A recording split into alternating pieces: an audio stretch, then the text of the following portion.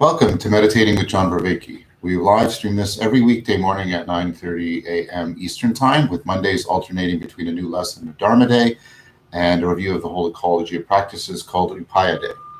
If you're joining us for the first time, you're most welcome. For previous lessons and sits, see the description. I recommend you then go and do lesson one immediately, continue meeting with us, do a new lesson or two every week, and soon you will be caught up and integrated with us.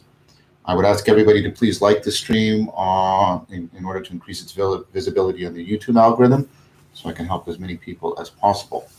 At the end of every sit, there is a Q&A. Please limit questions to this entire course, Ecology of Practice, that we're doing.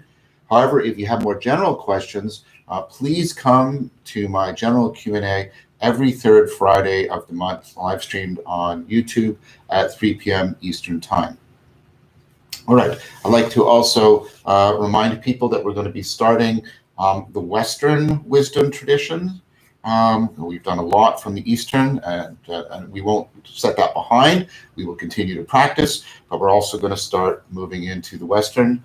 A reminder that the book you will need very soon, and like I'm going to start talking about it on Monday, is The Wisdom of Hypatia by McClellan, also another cognitive scientist. Strongly recommended that, and this is the order in which you should try and get them, in order to get this very as soon as possible too. Pierre Hadot's What is Ancient Philosophy? It is a good supplementary reading and background.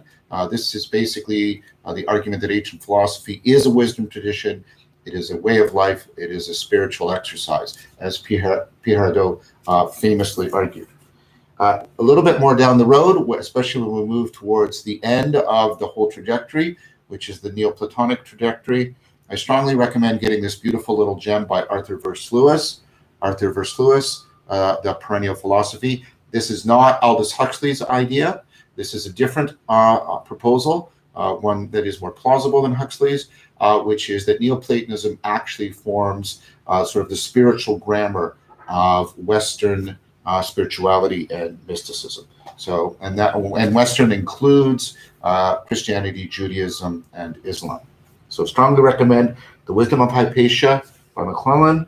You need that. That's pretty much going to be mandatory for us going forward.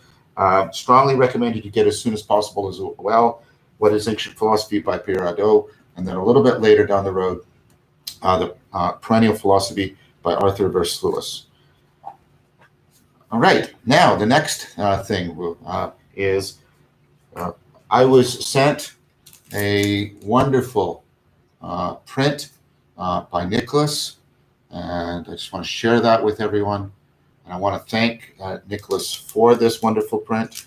He also sent a wonderful cards with prints on them, both to Jason and Tomar, thanking them. And so we together, all three of us, want to thank Nicholas for the kind gifts. They're very encouraging. Thank you very much. Okay, a reminder that I wasn't able to get through everything. Jason and I were pinch hitting on Monday. We didn't quite get through the entire ecology. And so after we do the sit, I'll also go through a Lectio Divina for us. Okay, I think that's everything. Wow, you can tell this is a real thing. We have lots of announcements and business. Anyways, let's set your phones to Do Not Disturb. We'll get ready. We will, as always, begin by chanting, and then we'll go into the silent sit. We'll come out of the sit, of course, we're doing the promises, do Lectio, and then hopefully we'll have some, because we're not on a hard out today, and we'll address some questions that have been held over. All right, everyone, so we will begin when I say begin. Begin.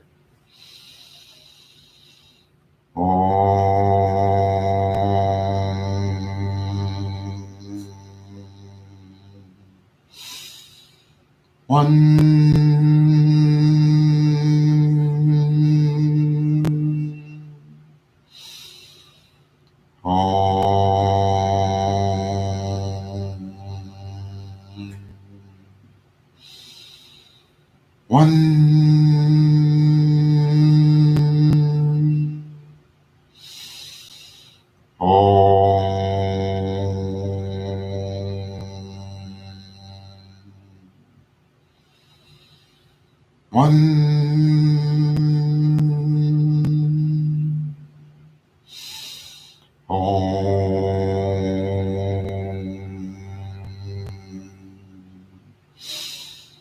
One.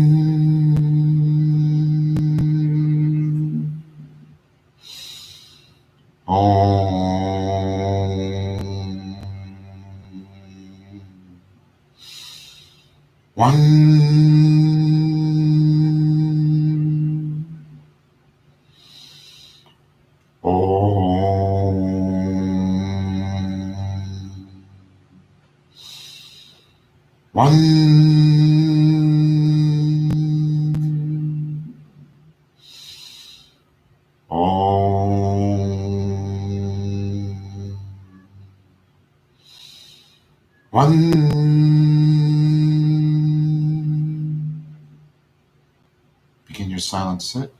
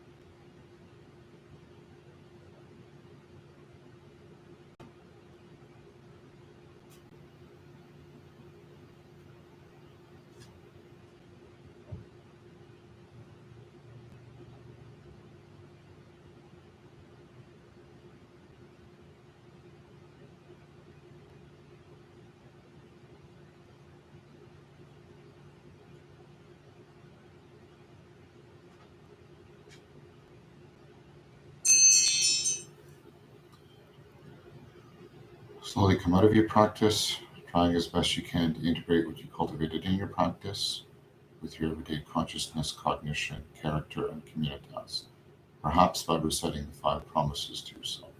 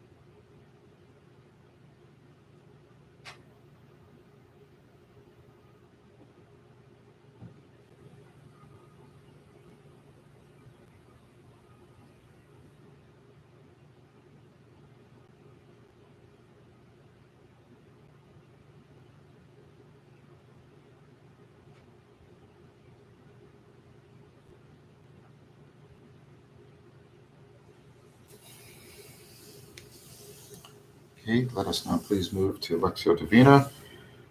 Set the intention, reverence for the revelation, trusting in transformation.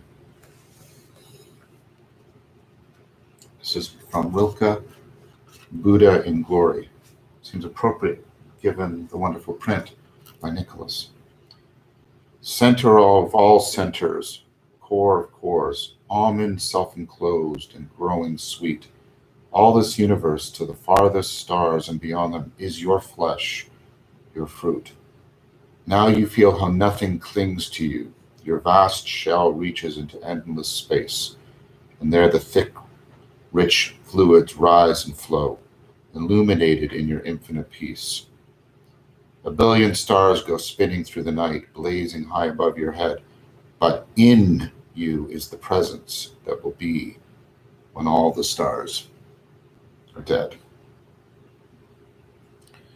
So this is very rich for me. The image, of course, of the Buddha, and many of the phrases are resonating with me, but the ending seems to be really present for me today. But in you is the presence that will be when all the stars are dead. So first of all, what comes up for me is just that sense of presence. What it is when you're with somebody, for example, that sense of presence, when they're really present, you feel really present in a situation, and how that can be intensified in the flow state, and how it can be even more intensified in meditation. And then how that presence, right, that presence is, it's extending. It's like the presence itself is continuous with, it participates in the presencing of being itself, the way out of eternity, everything is being presenced in time. Out of all of the indeterminate possibilities, there's determinate actualities. That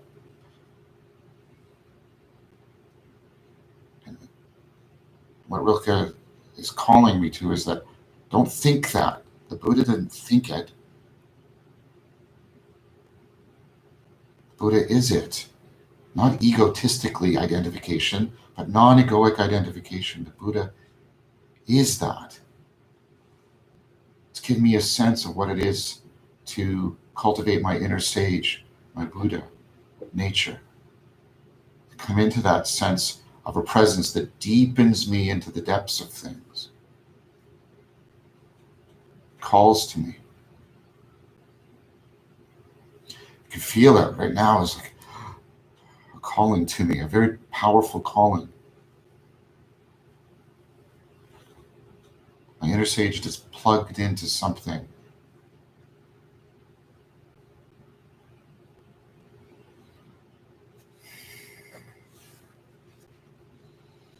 The prose is from John Scotus Erigena. one of the greatest of the Neoplatonic Christians. I regard him as the culmination of the entire history of dialectic, Socratic Neoplatonic dialectic. We ought not to understand God and creation as two things distinct from each other, but as one and the same. For both the creature, by subsisting, is in God. Oh, think about how this resonates with the Rilke. And God, by manifesting himself in a marvelous and ineffable manner, creates himself in the creature. The invisible making himself visible. Yes, do you see that? That's the presence that we were just talking about. And the incomprehensible comprehensible, and the hidden revealed, and the unknown known. And what is without form and species formed and specific, and the super essential essential, and the supernatural natural, and the simple composite, and the accident-free subject to accident, and the infinite finite, and the unsubscribed subscribed, and the supertemporal temporal, and the creator of all things created in all things, and the maker of all things made in all things, and the eternal begins to be, and immobile he moves into all things and becomes all things in all things. This is just so resonating with the Rilke. The line that's coming out for me is the invisible becoming visible, that whole process of the ineffable coming into what's intelligible, that profound, deepest presencing. Goddess is telling me that God is both, right? Is both, and it is that movement. It's like God is the moreness into the suchness of everything. God is the soul of being. What does that mean for me? What would it mean for me to live that way? Seeing and being that way, remembering sati that in every moment. How would that challenge my notions of God? How would that challenge my notions of sacredness? How would that challenge my notions of being and myself?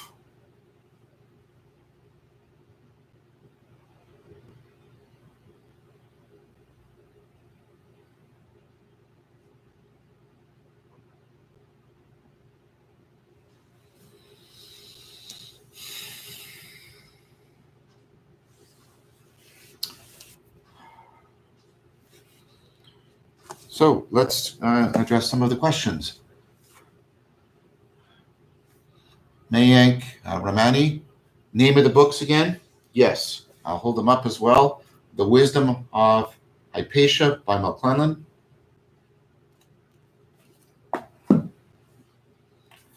What is Ancient Philosophy by Pierre Hadot. Perennial Philosophy by Arthur Versluis. The books that I'm using for Lectio are The Enlightened Heart, that's the poetry, by Stephen Mitchell,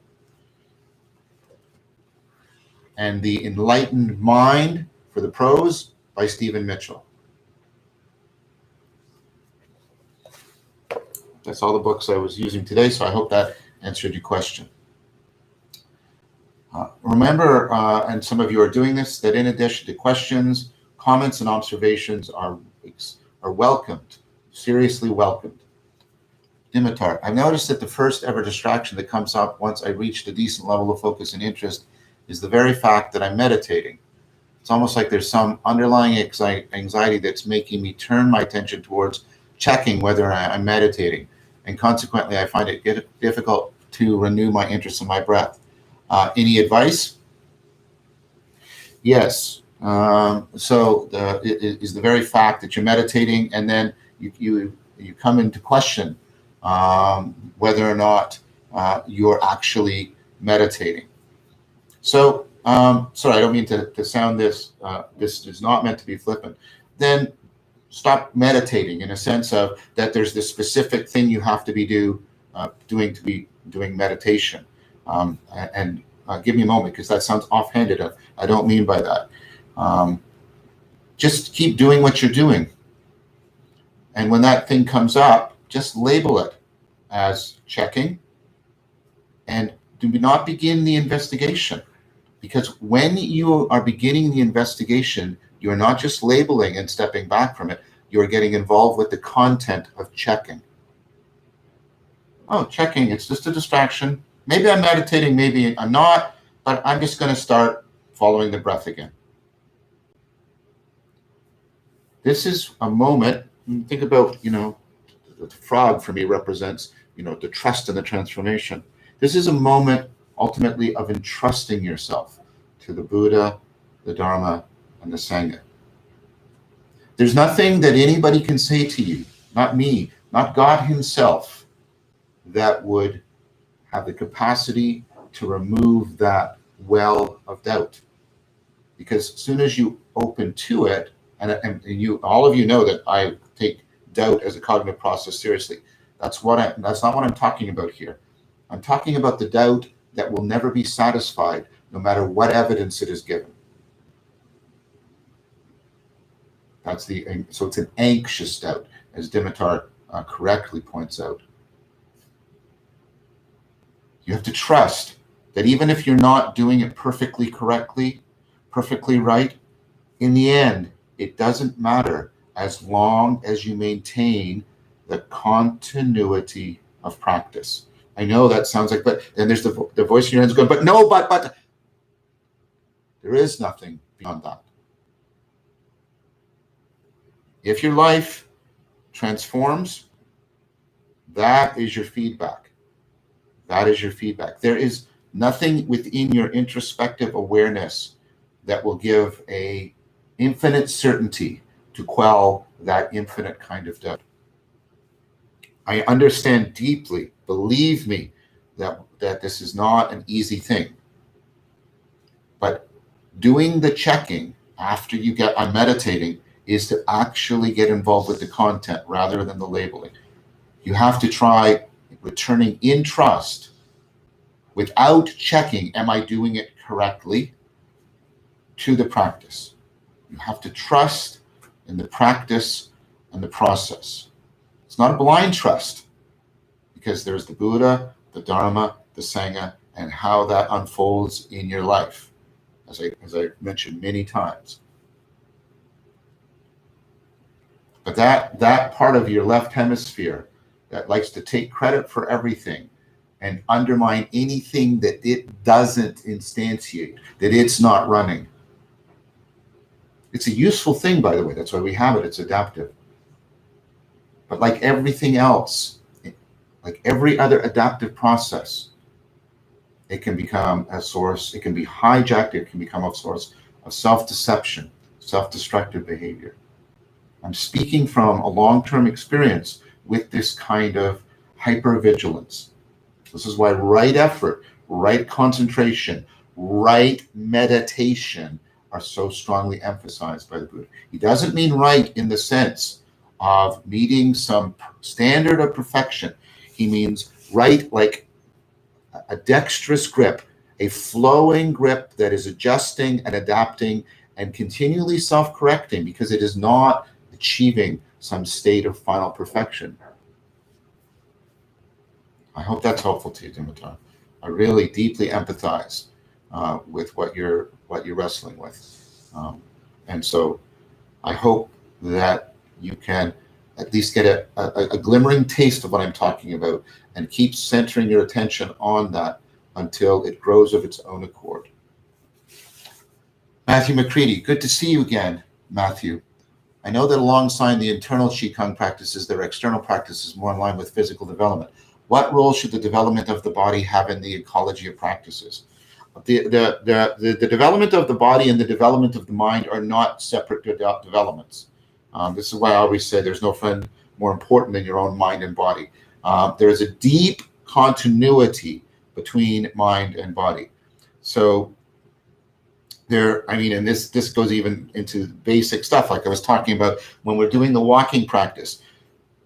Embodied balance, the balance that you're training when you're moving, and that the embodied balance and coordination in the movement, the cerebellum, of course, is being activated for that, But that same activation comes into place when we are trying to get balance and coordination in our lives. The cerebellum is at work there. There's a deep continuity. The developing in the body and the developing of the mind are two sides of the same coin. This is why I throughout, I've tried to, and it's hard to tell to what degree this is actually part of the Asiatic experience of Buddhism and Taoism, or the degree to which it's a Western misappropriation. But the way mindfulness has become a very disembodied practice in the West for a lot of people, this is something I've tried to compensate, because I was taught something very different and that is very consonant with our best cognitive science. So developing the body, which isn't the same thing as, doing just fitness practices. You want to do things that train the body in ways that are resonant with, right, deeply continuous, invoking the same basic fundamental principles as training the mind, and vice versa. Mark Lefebvre, welcome, Mark. It's always great to have you here. Observation. Chanting has all kinds of interesting side effects over time for me. Today it seemed to unlock some inflammation of tension somehow deep in my body, instantly calming for my whole self. Well, thank you, Mark. I don't know if that was for today or from a previous day, but the observation is very helpful, because chanting is exactly where we are trying to invoke. We're not just representing. It's not just happening. We are invoking the deep continuity between the mind and body, that the mind befriends the body and trains the body, and then the body befriends and trains the mind. And in chanting, we are invoking that, we are accentuating it, and we are celebrating it. So, thank you all very much for joining for today. This was a wonderful Sangha. It always is. It's like every time it's like a different song. I want to, of course, thank my dear friend and Technomage Amar, and my beloved son Jason, who is behind the scenes with the Mar, doing a lot of pinchini. He did a lot on Monday. I want to again thank Nicholas for the wonderful gifts he gave to all of us, and Jason and Amar also want to thank him.